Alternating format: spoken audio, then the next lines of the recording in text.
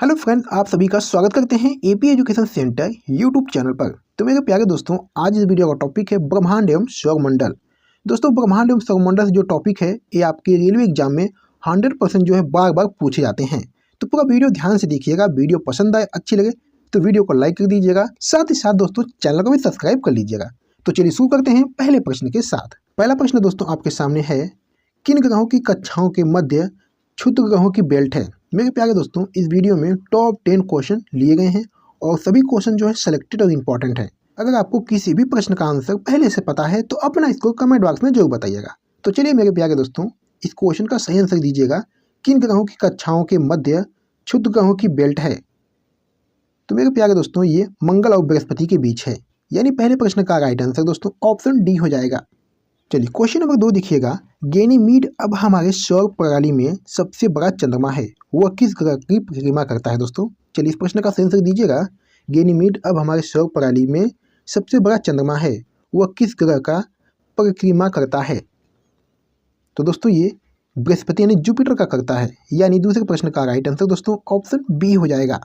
चलिए question number 3 देखिएगा, सौरमंडल की खोज किसने की थी। बहुत ही इंपॉर्टेंट क्वेश्चन है दोस्तों, इस प्रश्न का सही आंसर दीजिएगा, सौरमंडल की खोज किसने की थी। तो मेरे प्यारे दोस्तों ये कोपरनिकस ने किया था, यानी तीसरे प्रश्न का राइट आंसर ऑप्शन ए हो जाएगा। चलिए क्वेश्चन नंबर 4 देखिएगा दोस्तों, इसरो का प्रस्तावित शुक्रयान मिशन जो है ये कौन से ग्रह के अध्ययन के लिए है। चलिए इस प्रश्न का सही आंसर दीजिएगा, इसरो का प्रस्तावित शुक्रयान मिशन जो है ये कौन से ग्रह के अध्ययन के लिए है। तो मेरे प्यारे दोस्तों ये शुक्र ग्रह के लिए है, यानी चौथे प्रश्न का राइट आंसर ऑप्शन सी हो जाएगा। इस मिशन का उद्देश्य दोस्तों है शुक्र ग्रह के बारे में अध्ययन करना।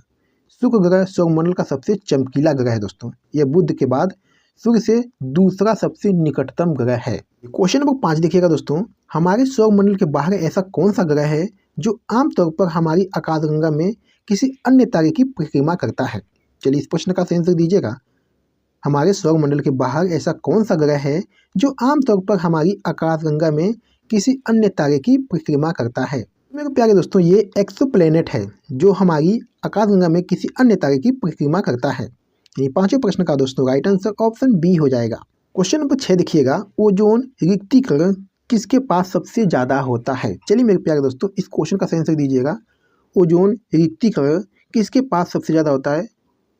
तो दोस्तों ये ध्रुवों के पास होता है, यानी छठे प्रश्न का राइट आंसर ऑप्शन सी की तरफ जाएगा।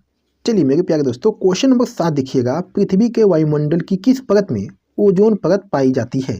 चलिए इस प्रश्न का सही आंसर दीजिएगा दोस्तों, बहुत ही इंपॉर्टेंट क्वेश्चन है। पृथ्वी के वायुमंडल की किस परत में ओजोन परत पाई जाती है।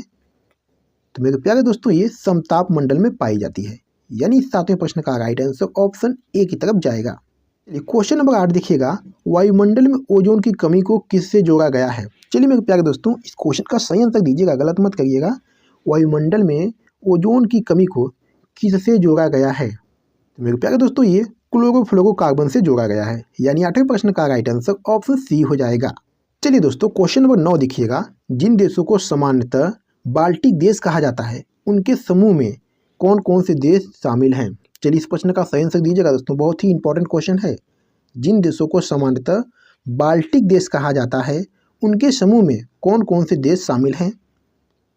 तो मेरे प्यारे दोस्तों ये एंटोनिया, लातविया और लिथुआनिया शामिल हैं, यानी 9वें प्रश्न का राइट आंसर ऑप्शन ए की तरफ जाएगा।